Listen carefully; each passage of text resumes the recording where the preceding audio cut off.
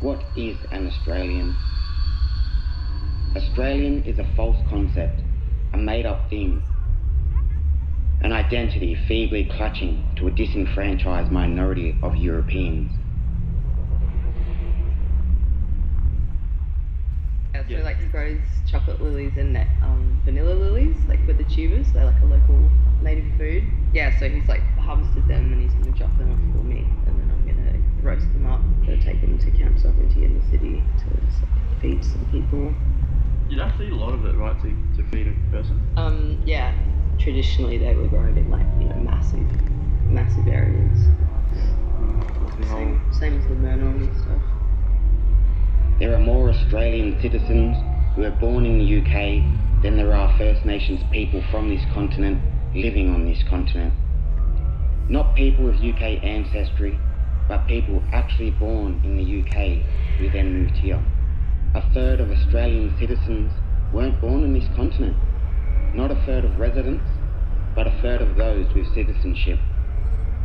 When we combine this with how many people are currently living on this continent who are the first generation to be born here on either one or both parents' side, we see a statistical majority.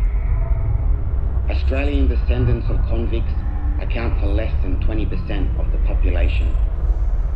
Not just convicts from the First Fleet, but descendants of all the convicts sent to this continent between the First Fleet in 1788 and the last convict vessel in 1868.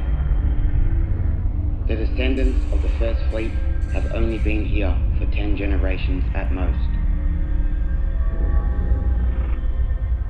It should be growing crops that aren't meant for that region. Yeah.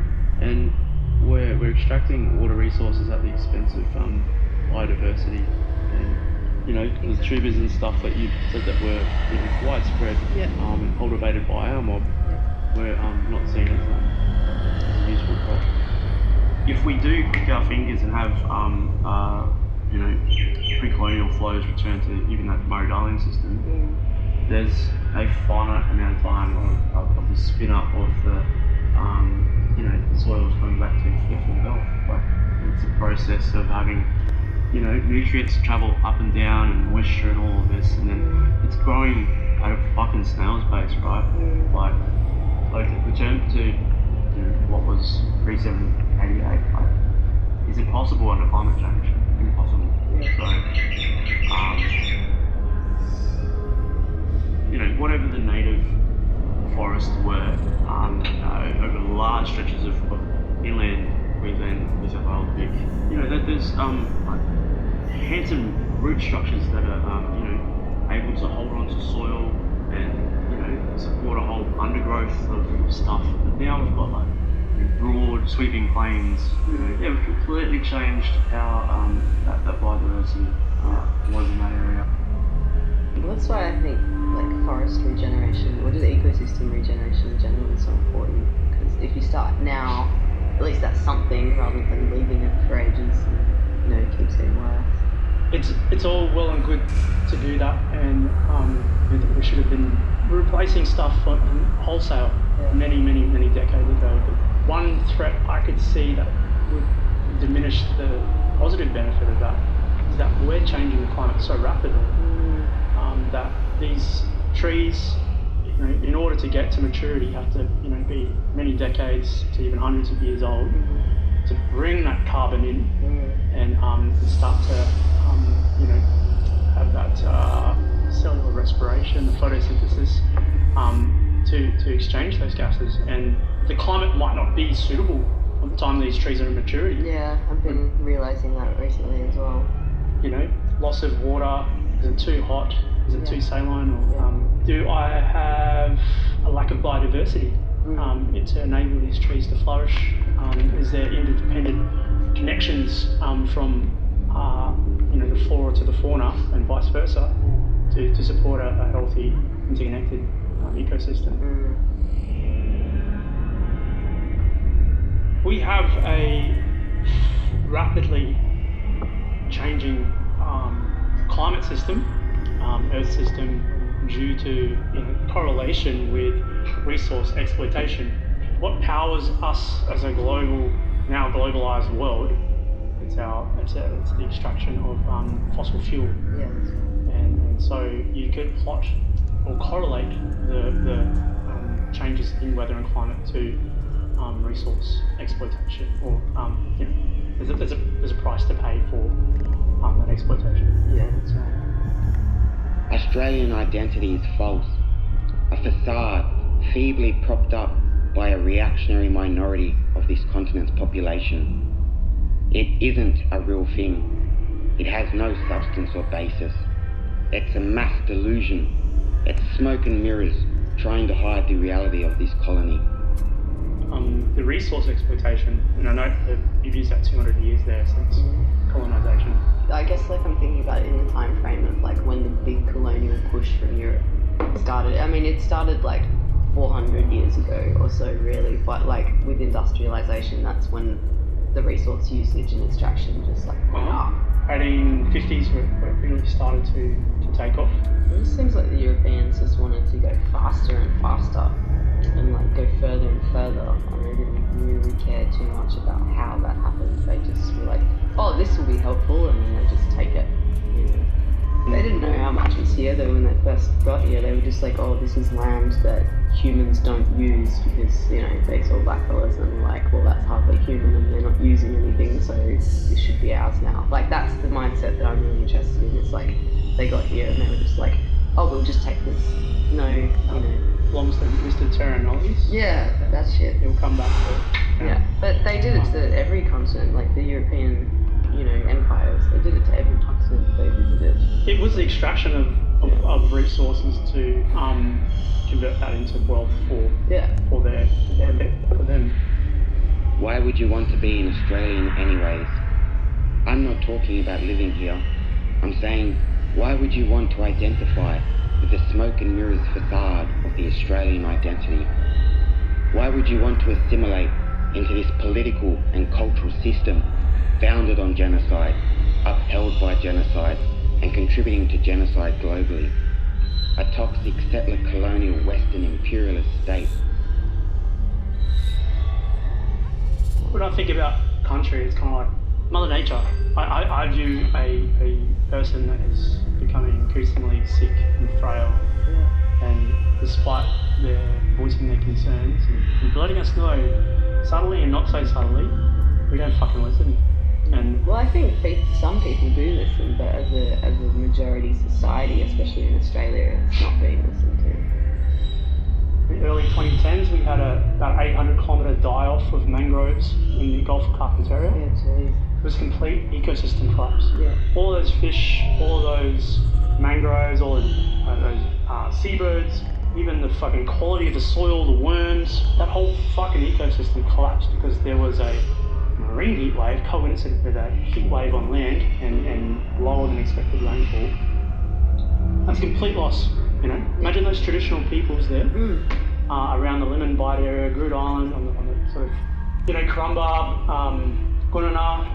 That's all fucking, that's irreparable change. Yeah, and then how do they live? How can they continue to enact culture? Like, how can they continue being themselves? Where does their identity go from there once those ecosystems that they've been so connected to for so thousands? Australia, the nation, has only existed for 123 years. A blink of an eye, a couple of generations at most, and that's ignoring that over half the population has been here for a generation or less anyway. There are no Australian traditions, there is no Australian culture, and Australian identity is an absolute joke like the rest of this colony's lies and institutions. Heat's the currency of meteorology. if we've got a hotter planet, then we're going to drive more ferocious, more energetic weather systems. And so, some of those slow boil stuff like the marine heat waves, the bleaching, the coral reef, the deaths of mangroves, they're more long-term stuff, but then you can get more acute threats, like a very sudden hit from a much more intense tropical cyclone than you otherwise would. Or, now we've got tropical cyclones affecting areas that otherwise shouldn't. So we'll see that line, which sits roughly above Ballina in New South Wales, we'll see that drops out. We'll go to Port Macquarie, and then in time we'll encroach Sydney. This is like 2090 sort of stuff, right? Yeah, we'll have different fish to fry by then. Well, maybe no fish, because our ocean stocks have completely collapsed, just use the pun. I hope not. Ocean acidification. Yeah. By the sequestration of carbon dioxide into the world's oceans leads to carbonic acid, decreases the pH, and then carbonate-based, pretty much anything that's an invertebrate can no longer make their external shell, and homeostasis isn't a thing, and life isn't a thing for them. Yeah. I do not understand how this is not so blatantly obvious to everyone. I do not understand why people choose to identify as some false construct of Australians instead of who they really are and who they should be proud of being. I especially do not understand this since the vast majority of those living here don't even have any historical connection or attachment to this land or its colonial occupation. Most of those who do have some sort of attachment or connection have an extremely brief history, and that history is one of them being dragged here in chains to toil. It was a poem, wasn't it? I love a sunburnt country. Yeah. Land of sweeping plains with flooding rains, yada yada yada. Hints to the fact that Australia is geographically the kind of mega diverse. We've got a large amount of landforms and different sorts of flora and fauna. But we're living on the edge. Life's on the fucking edge. It's a very hostile country. Traditional peoples have, through their learned expertise of 50 millennia, along come the Europeans, right? Invasion, have a very ham-fisted European way of fucking seeing the world and just superimposing their way of life onto Australia. Where I'm from, up in the tropical north, fish, a lot of marine fish are close to their biological thermal limit. So when we have cells within an animal, the things that hold the cells in are called lipids. Yeah. They're kind of like fats. Yeah. If it's any hotter, then the lipids, instead of being like semi-solid, they become like ooze. And so you're talking about fishes melting. Yeah. Jeez. So we don't have that much breathing room, like we're talking about. We're already at 1.5 degrees. We've got up to 5.5 degree scenarios that are going to befall us if we let climate change go unabated, and those fish will be dead long before that. The phase of assimilation where our languages were banned, it wasn't just our languages, but it was also our ability to do corroboree, to do a dance. Like in those performative ceremonies, they weren't performative, they were instructive. They embedded within that is so much knowledge, and that knowledge line is also lost, just like the languages were. Yeah. Indigenous peoples were the first scientists on this country. They contained the knowledge of Australia. They understood its minutiae. They understood like the fucking ebb and flow of insects and what tiniest changes, and then sum it all up into patterns. And that's part of our dreaming. That's part of their song and dance. And, it's all transcribed, and it's a damn shame that was just ripped out in 3 generations. Well, a lot of it was, and certainly for me, my family, it was totally ripped. I wasn't grown up with any of that stuff, and I know that you didn't get that much of that kind of education either, and it's fucking brutal. And so we've gone on the paths that we've gone on to try and piece together the information that we can from the systems that we're able to access in Australian society, but it's got nothing compared to what our old people had. Yeah, it's a crying shame. Yeah.